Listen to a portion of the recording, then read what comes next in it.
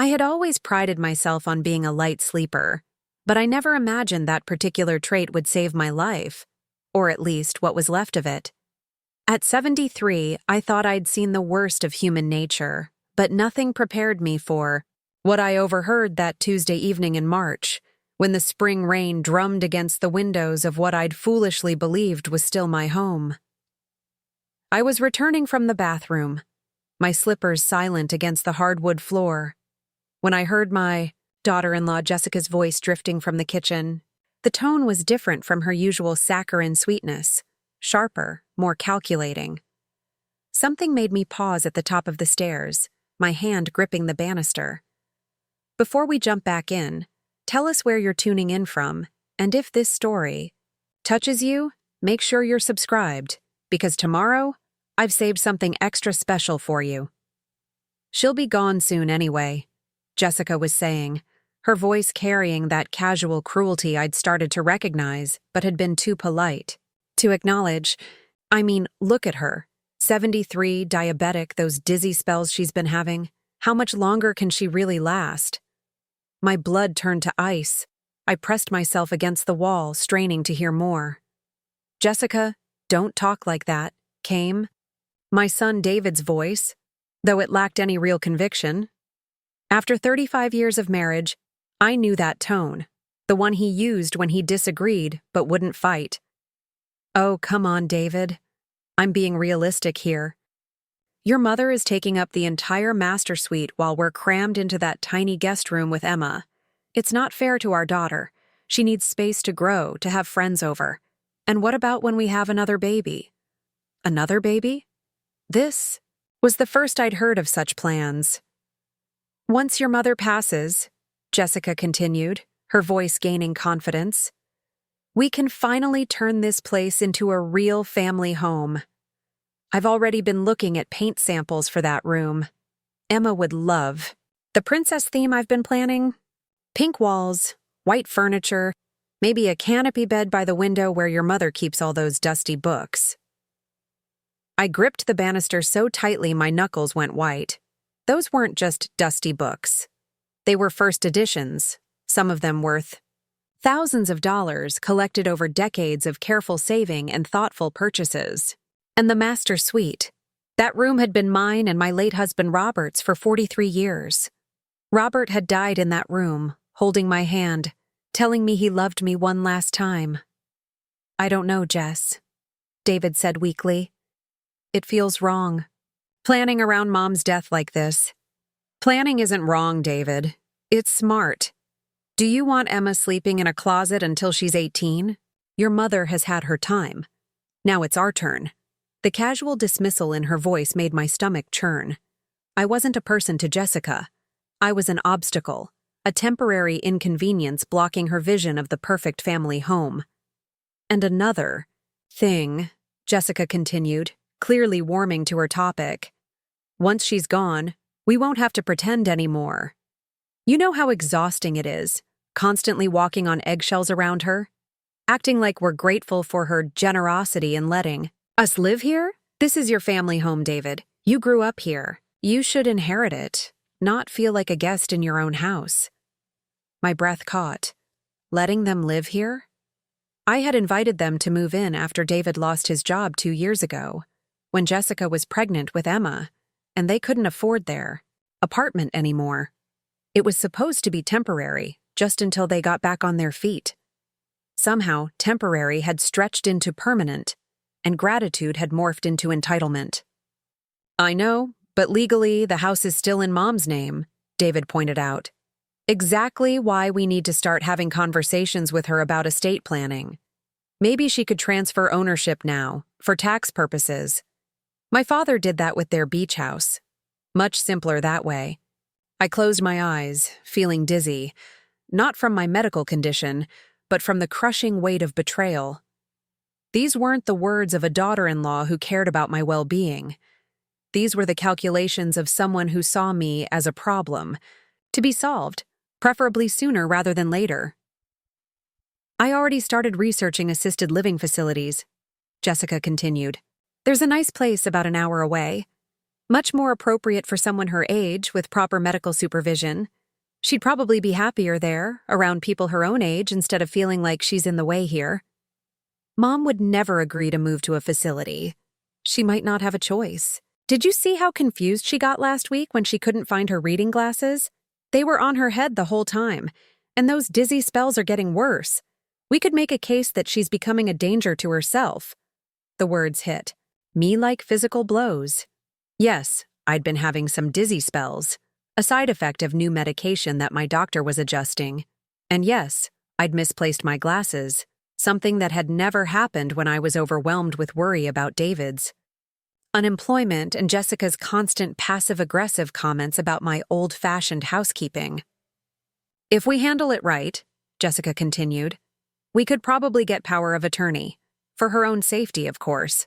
Then we could sell this place, buy something smaller for her, and use the difference to get our lives back on track.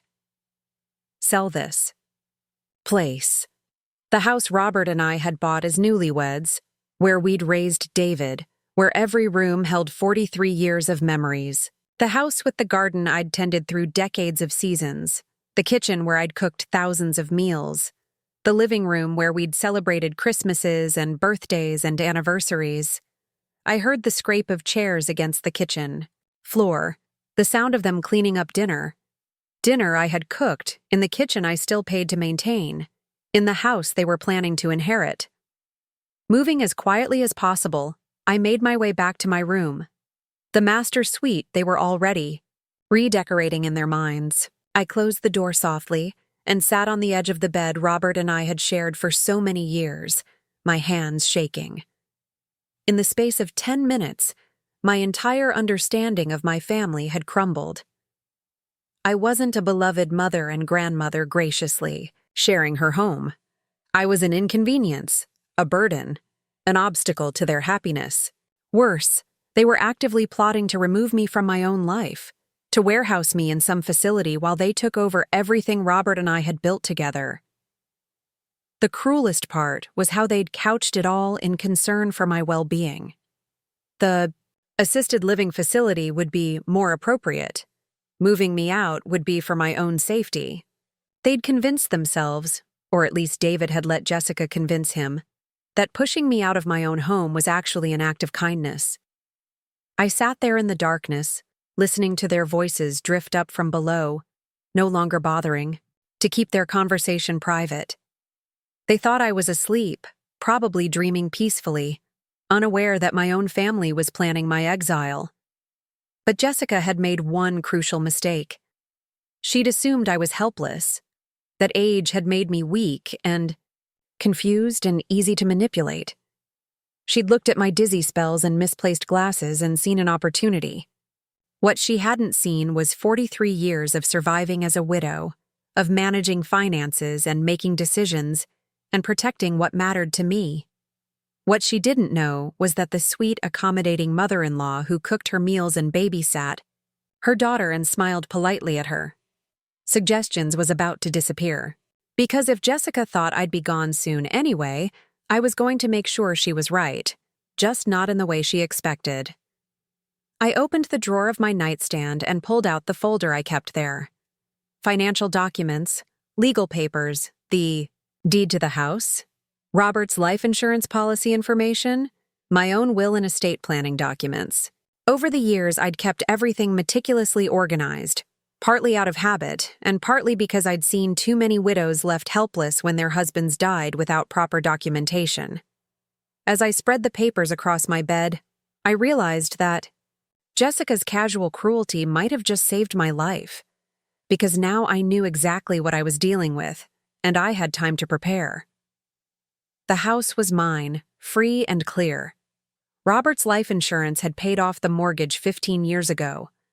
My name was on every deed, every account, every asset we'd accumulated. David was listed as my heir, yes, but nothing had been transferred yet. Nothing was set in stone. I thought about David, my only child, the baby I'd rocked to sleep in this very room, the boy I'd taught to ride a bicycle in the driveway, the young man I'd hugged goodbye when he left for college. When had he become someone who could sit quietly while his wife planned to dispose of his mother like an unwanted piece of furniture? Maybe he'd been struggling with unemployment longer than I'd realized. Maybe Jessica's constant pressure had worn him down. Maybe he genuinely believed that moving me to assisted living would be better for everyone. Or maybe, after 2 years of living rent-free in my house while I supported his family, he'd simply forgotten that this wasn't his inheritance yet. It was still my home. I picked up my phone and scrolled through my contacts until I found the number I needed. Eleanor Hartley, estate planning attorney, Robert's old friend from law school, who'd helped us with our wills and trusts over the years. I'd call her first thing in the morning. Then I found another number, Margaret Chen, the real estate agent who'd helped my neighbor sell her house last year. She'd mentioned that properties in our neighborhood were selling for far more than anyone had expected, thanks to young families fleeing the city for suburban comfort. I smiled grimly in the darkness. If Jessica wanted to research assisted living facilities, she was welcome to. But she might want to start looking for places near wherever she and David would be moving, because they were about to discover that the sweet, confused old lady they'd been planning to dispose of was much sharper than they'd imagined. The rain continued to drum against the windows, but I no longer found it soothing. It sounded like preparation, like the world getting ready for the storm that was coming. As I carefully put my papers back in their folder, I heard footsteps on the stairs, followed by the soft sound of the guest room door closing. David and Jessica, going to bed in the cramped room they complained about, the room they'd chosen to move into when they could no longer afford their own place. I wondered if they'd continue their conversation in whispers, making more plans for my future without me. I wondered if David would lie awake feeling guilty, or if Jessica's confidence had convinced him that they were doing the right thing. It didn't matter anymore. I'd heard enough. Tomorrow would begin a very different chapter in all our lives, and this time, I'd be the one writing the script. I settled back against my pillows, pulling Robert's old sweater around my shoulders. For the first time in months, I felt alert and energized instead of tired and confused. Amazing how clarity could cure dizzy spells. "She'll be gone soon anyway," I whispered to the empty room, Jessica's words echoing in my mind. Yes, she will. But I wasn't talking about myself. I woke before dawn, something I hadn't done in months. Usually, the new diabetes medication left me groggy until mid-morning, but today my mind was crystal clear. I lay in bed watching the first pale light creep through the curtains, listening to the house settle around me. Somewhere down the hall, my son and daughter-in-law were still sleeping, probably dreaming of pink princess rooms and my convenient disappearance. By 6:30, I was dressed and downstairs, starting the coffee pot with movements that felt purposeful for the first time in years. The kitchen looked different to me now. Not like the heart of my home, but like enemy territory I'd have to navigate carefully. I pulled out my old address book, the leather one Robert had given me for our 20th anniversary, and found Eleanor Hartley's number. Too early to call yet, but I wanted everything ready. While I waited, I made a list on the back of an envelope. Eleanor first, then Margaret Chen, then Dr. Patterson to discuss my dizzy spells, then the bank to review my accounts. Exactly 8 a.m., I dialed Eleanor's office. "Eleanor Hartley and Associates. This is Patricia speaking." "Patricia, this is Helen Morrison. I need to schedule an urgent appointment with Eleanor regarding my estate planning." "Mrs. Morrison, it's been too long. Let me check Eleanor's calendar." "How urgent are we talking?" "Today, if possible. It's regarding some family circumstances that need immediate attention."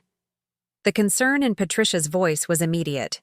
She'd been Eleanor's assistant for 15 years and knew that I wasn't one for dramatics. "Eleanor has a cancellation at 10:30. Would that work?" "Perfect." "And Patricia?" "I need this appointment to remain completely confidential." "Of course. Mrs. Morrison, we'll see you at 10:30. I hung up feeling the first surge of real control I'd experienced in months. Next, I called Margaret Chen. Margaret, this is Helen Morrison from Elm Street. You helped my neighbor Betty sell her house last year. Mrs. Morrison, how lovely to hear from you. How can I help you today? I'm thinking of making some changes to my living situation, and I'd like to understand what my property might be worth in today's market. Very preliminary, you understand. Margaret's professional enthusiasm was immediate. Absolutely. Properties in your neighborhood have appreciated significantly. When would you like me to come by for an evaluation? This afternoon, if possible. But Margaret, I need this to remain strictly between us for now. Family dynamics, you understand.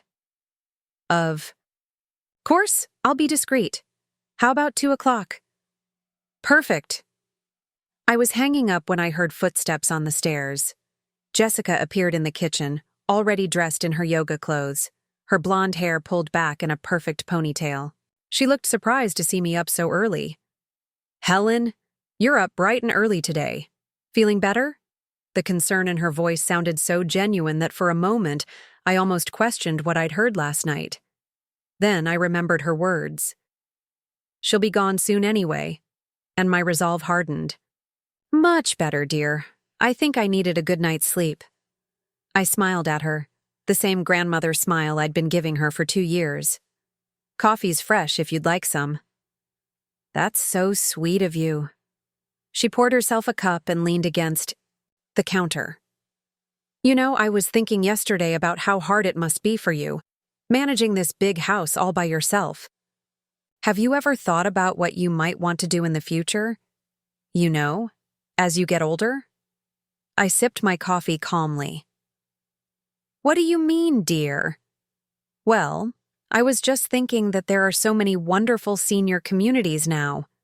Much more than the old-fashioned nursing homes. Some of them are really like resorts, with activities and medical care right on site. You might actually enjoy being around people your own age again. The audacity took my breath away. Less than 12 hours after planning my removal, she was already beginning her campaign. I forced my voice to remain steady. That's an interesting thought, Jessica. Have you been researching these places? A slight flush crept up her neck. Just casually. I mean, David and I worry about you sometimes.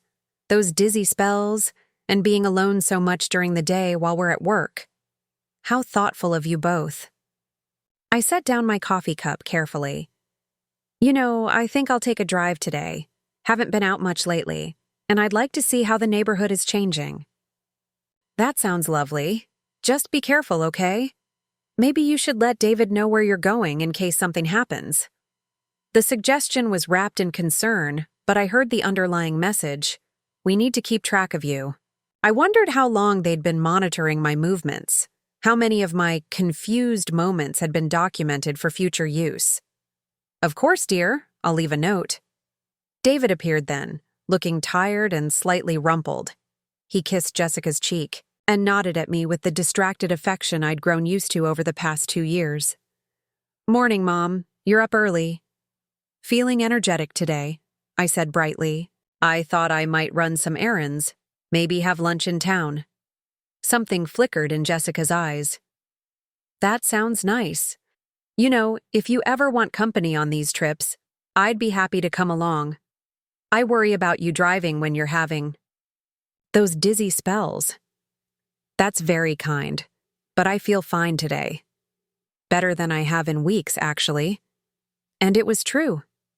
The crushing fatigue that had plagued me for months had lifted completely. I realize now that it hadn't been the medication at all. It had been the constant stress of living with people who saw me as a burden, of walking on eggshells in my own home, of second-guessing every word and action because nothing I did seemed quite right anymore. After they left for work, I gathered my purse and car keys. The Mercedes was Robert's last gift to me, bought 6 months before his death when he'd insisted I needed something safe and reliable. Jessica had made several comments about how impractical such an expensive car was for someone my age. usually followed by suggestions that I might be more comfortable in something smaller and easier to manage. The drive to Eleanor's office was the first time in months that I'd been alone in my own car without feeling like I needed permission. I rolled down the windows and let the spring air rush through my hair, feeling years younger with each mile. Eleanor's office was in the same building where she'd worked for 30 years, a converted Victorian house with gleaming hardwood floors and floor-to-ceiling bookshelves. Patricia greeted me with genuine warmth, and Eleanor emerged from her office moments later. Eleanor Hartley was my age, but looked 10 years younger, her silver hair perfectly styled, her handshake firm and confident. She'd been one of the first female estate planning attorneys in the county, and she'd helped Robert and me navigate every major financial decision of our marriage. "Helen, you look wonderful. Much better than I expected after Patricia said this," was urgent. "Thank you for seeing me on such short notice. Eleanor, I need to discuss making some changes to my estate planning, and I need your complete discretion." Her expression sobered immediately. "Of course. Come into my office." Once the door was closed, I told her everything. The overheard conversation, Jessica's research into assisted living facilities, their plans to claim I was becoming incompetent, the casual way they discussed my death as if it were a scheduling inconvenience. Eleanor listened without interruption, her expression growing more serious with each detail. When I finished, she was quiet for a long moment. "Helen, what you're describing could constitute elder abuse, particularly if they attempt to gain power of attorney through false claims about your competency. I want to be prepared. What are my options?" "First, we need to establish clear documentation of your mental competency. I'd recommend a complete cognitive evaluation from a neuropsychologist. Second, we should review your current will and consider setting up a trust structure that would make it much more difficult for anyone to challenge your decisions." "What about the house?" "Since it's solely in your name, you have complete control. You could sell it tomorrow if you wanted to. You could transfer ownership to someone else, or you could restructure ownership in a way that protects your interests." She paused. "Helen, do you want David to inherit your estate?" The question hit me like a physical blow. 24 hours ago, the answer would have been automatic. Of course, David should inherit everything. He was my only child, my entire family. But now, I don't know, I admitted. He's my son, but he's been letting his wife plan my removal from my own home. He sat there while she discussed my death like a business opportunity. "We don't have to make permanent decisions today. We can create structures that protect you now while keeping your options open for the future.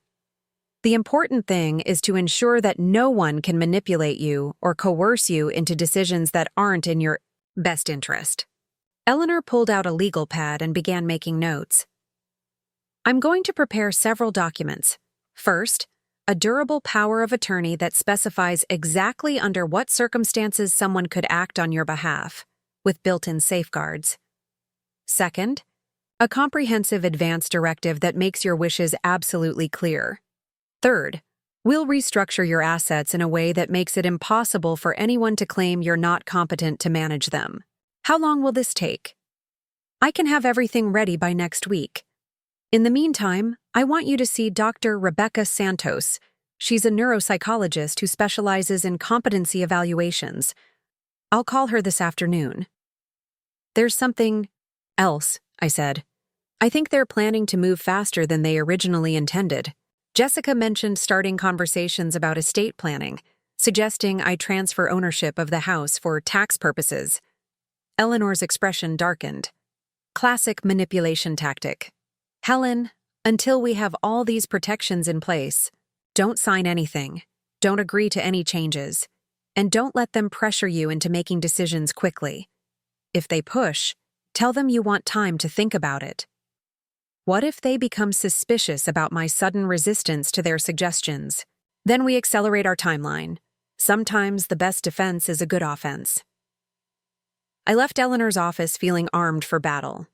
My next stop was Dr. Patterson's office, where I scheduled a complete physical and cognitive assessment. Then I drove through the neighborhood, really looking at it for the first time in months. Margaret Chen was waiting in my driveway when I returned home, her silver Honda parked discreetly around the corner. She was a small, energetic woman in her 40s who radiated competence and professionalism. "Mrs. Morrison, thank you for calling me. I've been hoping to work with more homeowners in this neighborhood." I led her through the house, watching her eyes widen as she took in the original hardwood floors, the built-in bookshelves, the large windows that filled every room with natural light. She made notes constantly, measuring rooms and taking photographs. "Mrs. Morrison, this is exactly what buyers are looking for right now. Original character combined with meticulous maintenance. May I ask about recent updates?" The kitchen was renovated 5 years ago. All the bathrooms have been updated. New roof 3 years ago. HVAC system replaced last year. Margaret nodded approvingly. "And the square footage?" 3,200 square feet, plus the finished basement and the 3-car garage. On nearly an acre, if I remember correctly. She consulted her notes. "Mrs. Morrison, I don't want to get ahead of myself, but properties like this have been selling for significantly more than owners expect. Based on recent comparables, I'd estimate your home's value at somewhere between $850,000 and $950,000. I nearly dropped my coffee cup. I had no idea it had appreciated that much. The market has been extraordinary. Young families are desperate for move-in-ready homes in established neighborhoods with good schools. You could probably have multiple offers within a week of listing. $900,000 for the house Robert and I had bought for $42,000 in 1980. Suddenly, Jessica's eagerness to inherit the property made much more sense. Margaret gathered her materials. "Think about it, Mrs. Morrison. If you decide to move forward, I'm here to help. And remember, you don't have to commit to anything until you're absolutely ready." After she left, I sat in my living room, looking at the space with new eyes. Every piece of furniture, every book, every photograph represented decades of careful choices and cherished memories. This wasn't just a house worth $900,000. This was my life, my history, my identity. And two people who'd been living here rent-free for 2 years thought they could simply wait for me to die and take it all. I picked up my phone and called Eleanor back. "Eleanor, it's Helen.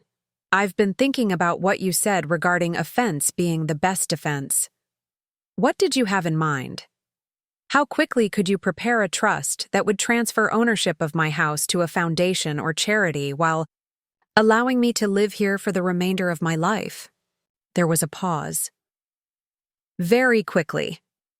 Are you considering disinheriting David completely?" "I'm considering protecting myself completely. If David wants to inherit something from me, perhaps he should start acting like a son instead of a vulture. I'll have preliminary documents ready by tomorrow afternoon." As I hung up, I heard a car in the driveway. David and Jessica returning from work, probably expecting to find me napping or watching television, blissfully unaware that they'd spent the day planning my future. I smoothed my skirt and checked my reflection in the hallway mirror. Time to continue playing the role of the confused, aging mother-in-law while I prepared for war. After all, they'd taught me well that sometimes the sweetest smiles hide the sharpest knives. 3 days later, everything was in place. Dr. Santos had completed my cognitive evaluation with flying colors, declaring my mental acuity remarkable for someone of any age. Eleanor had prepared an irrevocable trust that would transfer ownership of my house to the Helen and Robert Morrison Foundation for Elder Care, a charity I'd established with the stroke of a pen, designed to help seniors who faced exactly the kind of manipulation I'd narrowly escaped. The beauty of the arrangement was elegant in its simplicity. I retained lifetime occupancy rights, but no one could ever force me to sell or leave. If David wanted to inherit something, he'd have to earn it through the foundation's board.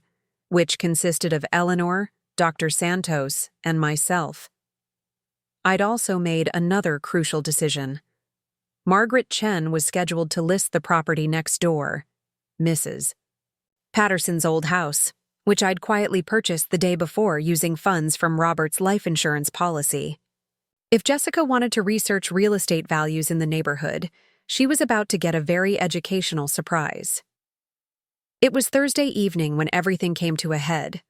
I was in the kitchen preparing dinner, pot roast, David's favorite, because I believed in irony, when I heard Jessica's voice on the phone in the living room. "No, Mom, I think we need to move faster. She's been acting different lately, more alert, more defiant. Yesterday she questioned me about the senior living facilities, like she suspected something." I continued peeling potatoes, my hands steady, despite the fury building in my chest. I know. But David thinks we should wait. He's being squeamish about the whole thing. Yes, Mother, I understand about the market timing. If we can get her to sign the house over now, we could have it listed by summer. She was talking to her mother, Susan, whom I'd met exactly twice and disliked immediately. A woman who'd raised Jessica to believe that other people's assets were opportunities to be seized. "David," Jessica called. "Can you come here? I have my mother on the phone, and she has some good ideas about Mom's situation." I heard David's footsteps, then Jessica putting the phone on speaker. "Hi, Susan," David said, his voice lacking enthusiasm. "David, darling, Jessica's been telling me about your mother's declining condition. I think you're being far too sentimental about this situation.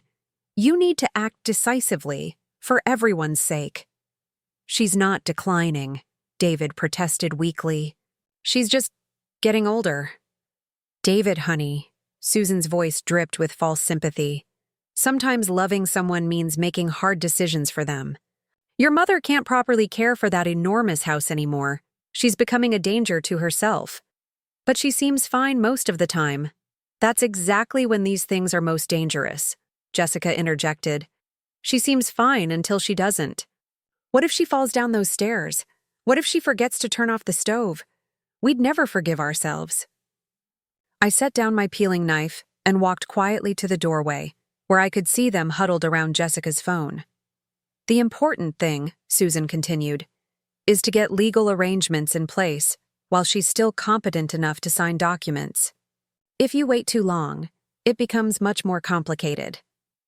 "I've already contacted that attorney my friend recommended," Jessica said, "the one who specializes in elder law. He said the key is documenting instances of confusion or poor judgment.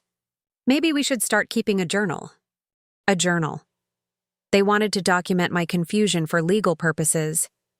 I thought about the past few months, how many times Jessica had made comments about my forgetfulness, how often she'd suggested I was tired or confused when I was simply lost, in thought or grieving Robert's absence. "Smart girl," Susan approved. "And David, you need to have a frank conversation with your mother about estate planning. Frame it as protecting her interests, making sure her wishes are respected. Most elderly people respond well to that approach." "I don't know," David began. "David Michael Patterson." Susan's voice turned sharp. "Stop being naive. Your mother is 73 years old with diabetes and balance issues. How much longer do you think she can maintain that house? How much longer before she needs professional care? Do you want to spend your daughter's college fund on nursing home costs because you were too sentimental to plan ahead?" That was the moment I stepped into the room. "Oh, hello, Susan," I said cheerfully. "How lovely to hear your voice again." The silence was deafening. Jessica's face drained of color, and David looked like he wanted to disappear into the sofa. On the phone, Susan's sharp intake of breath was audible. "Helen," Jessica stammered, my mother was asking about you, wondering how you've been feeling." "How thoughtful of her to be concerned about my declining condition," I said, settling into my favorite armchair with a pleasant smile. "Please, don't let me interrupt. You were discussing my poor judgment and the need for professional care, I believe." David shot to his feet. "Mom, it's not what it sounds like." Oh, but it's exactly what it sounds like, David. You've been discussing my future without me, documenting my supposed confusion, and planning to manipulate me into signing over my house. Did I miss anything? Jessica's mouth opened and closed like a fish. On the phone, Susan's voice crackled. Helen, you're misunderstanding. Am I? Let me see if I understand correctly. You believe I'm becoming incompetent and should be moved to a facility for my own safety. You think David should inherit this house immediately for tax purposes. You're planning to document instances of my poor judgment to support legal action, if necessary. You've already contacted an attorney who specializes in separating elderly people from their assets. Have I misunderstood anything? The silence stretched until Jessica finally found her voice. Helen, we're worried about you. Those dizzy spells, the confusion. What confusion? I asked mildly. You mean when I couldn't find my reading glasses? That one time? Or when I questioned your suggestions about senior living facilities? Exactly what instances of confusion have you documented in your journal? Jessica's eyes widened. She hadn't mentioned the journal out loud, only to Susan on the phone. You're eavesdropping on our private conversations, she accused. In my own home? How fascinating. So discussing my removal from my own house is a private conversation, but my presence in my own living room is eavesdropping. David finally found his voice. Mom, we're just trying to plan for the future. We worry about you living alone in such a big house. I'm not living alone, David. I'm living with you and your family, who've been planning my removal like a hostile takeover. I leaned forward slightly. Tell me, son, when did you stop seeing me as your mother and start seeing me as an obstacle to your inheritance? That's not fair, isn't it? You've been living in my house rent-free for 2 years. I've supported your family, cooked your meals, cared for your daughter. And in return, you've been planning to have me declared incompetent so you can steal my home. We're not stealing anything, Jessica burst out. This should be David's house anyway. It's his family home. No, Jessica. This is my house. Robert and I bought it, paid for it, maintained it, and loved it for 43 years. David grew up here, yes, but that doesn't entitle him to anything, especially not when he's willing to betray his own mother to get it. I stood up, smoothing my skirt with hands that were perfectly steady. Susan, are you still there? Yes, came the tight reply. Wonderful. I wanted you to know that your daughter's research into my assets has been very educational. Did you know this house is now worth nearly $900,000? Quite a prize for someone willing to warehouse an inconvenient mother-in-law. Jessica gasped. 900,000? Did I not mention? I had it appraised yesterday. Along with having my competency evaluated by a neuropsychologist, restructuring my assets into an irrevocable trust, and consulting with my attorney about elder abuse laws. I smiled brightly. I've been very busy while you two were planning my future. David's face had gone ashen. Mom, what are you saying? I'm saying that your wife's plan has one fatal flaw. She assumed I was helpless. But I've been managing my own affairs for 73 years, and I'm not stopping now. I walked to the antique secretary desk in the corner and retrieved a manila folder.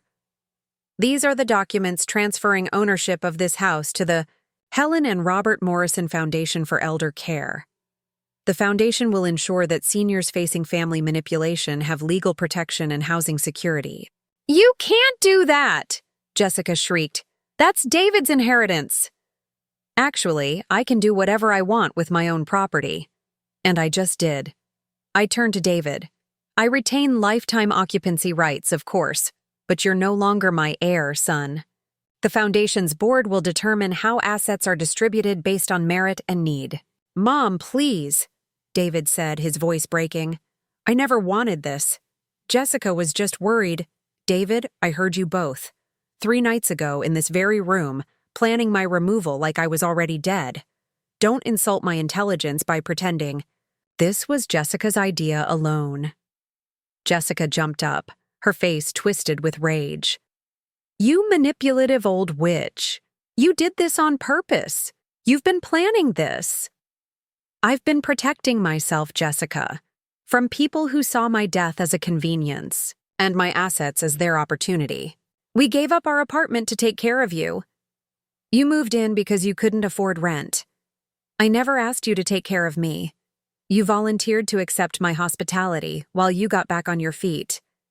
Getting back on your feet wasn't supposed to include pushing me off mine. Susan's voice crackled from the phone. Jessica, hang up. Don't say anything else. Too late. I'd already heard enough for my attorney's purposes. Oh, Susan, before you go, I said sweetly, you might want to know that everything you've said tonight has been recorded. My attorney is very thorough about documenting elder abuse attempts. The phone went dead. Jessica rounded on David. Do something. She can't just steal your inheritance. It was never his inheritance, Jessica. It was my property, which I was free to dispose of as I chose. If you'd treated me with basic human decency, things might have been different. Where are we supposed to live? Jessica demanded. That's an excellent question. I suggest you start looking for apartments immediately because your tenancy here ends in 30 days. You can't evict us. Actually, I can. You're not on any lease, you pay no rent, and you've just admitted to planning legal action against me. My attorney assures me that constitutes grounds for immediate eviction. David sank onto the couch, his head in his hands. Mom, please. Emma's only 2. She doesn't understand any of this. For the first time, I felt a flicker of sadness instead of anger. Emma is welcome to visit her grandmother anytime, David. But her parents need to find their own home. We don't have money for a deposit, he whispered. Then perhaps you should have thought of that before planning to warehouse me in a nursing home to access my assets. Jessica was pacing now, her voice rising to a shriek. This is insane. You're cutting off your only family over a misunderstanding. A misunderstanding? Jessica, you researched assisted living facilities. You contacted attorneys about documenting my incompetence.